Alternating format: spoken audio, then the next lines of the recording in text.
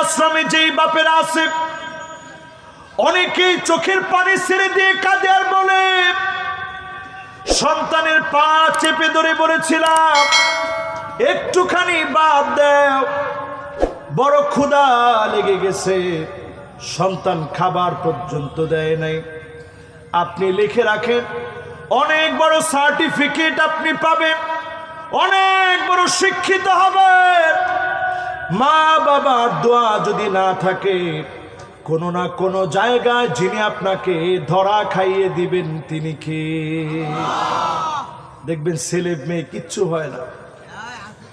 অনেক সময় দেখবেন ছেলে মেয়ে হয়েছে ঠিক, প্রতিবন্ধী হয়েছে।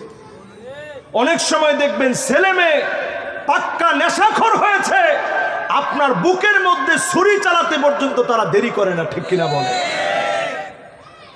হিসাব মিলায় দেখেন।